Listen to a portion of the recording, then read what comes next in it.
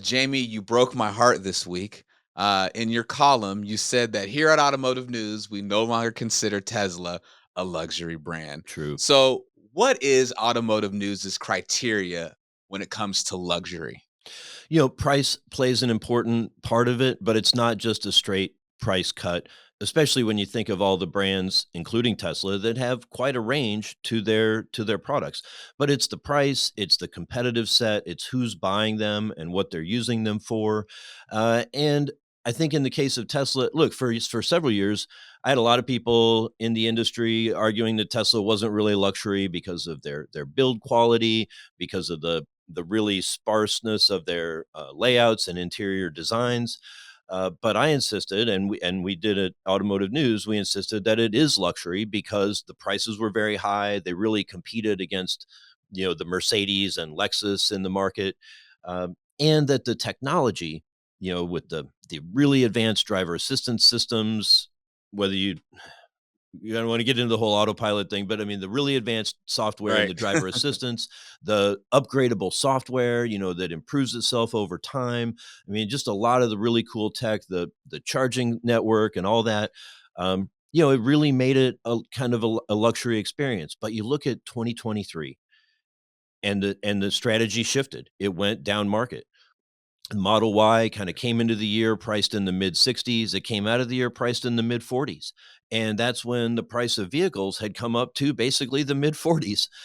Model Y sells like nothing else in the world except maybe the Toyota Corolla, which is the epitome of a mainstream vehicle.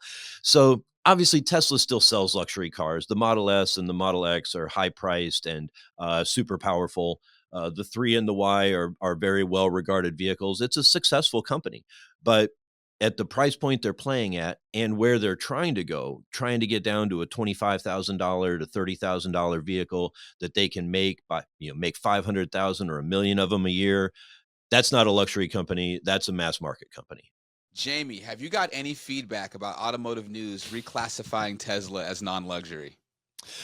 Yes, quite a bit by email, texts from friends in the industry, media interviews on all the social media platforms. It's like everybody has an opinion on this.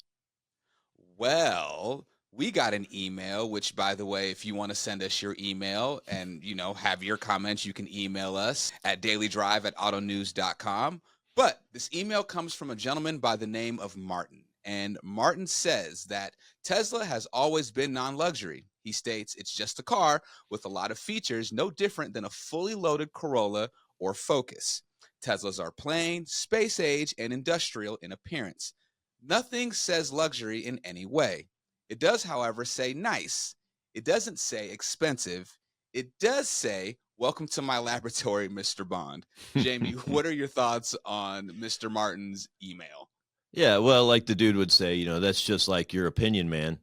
But it's fine. Everybody, everybody gets to have their opinion, especially about design. The Tesla design was very polarizing. To some people, it was like so Spartan, minimalist, and plain that it spoke to them as a non luxury experience. But to other people, it was clean and elegant, space age, perhaps. That's futuristic and maybe an extreme Scandinavian sort of aesthetic. A lot of people found it very appealing. So the design was sort of polarizing. For us, the reason we categorized it as luxury is because whether Martin thinks the price or that it looks expensive or says expensive, it was expensive. The Roadster was expensive, the Model S was expensive, the X was expensive. So it clearly starting out in the six-figure range. Even when the 3 and the Y came out, they were still $50,000-$60,000 vehicles, not the sort of mainstream vehicles they were originally billed as. But then last year they brought the prices down, and now we don't no longer classify them as luxury. Their key products are really in the heart of the market. But I also heard from people on social media and other places saying, well, it's still luxury to me. It's luxury if the people who buy it feel like it's luxury, and I can't argue with that either. Everyone has an opinion.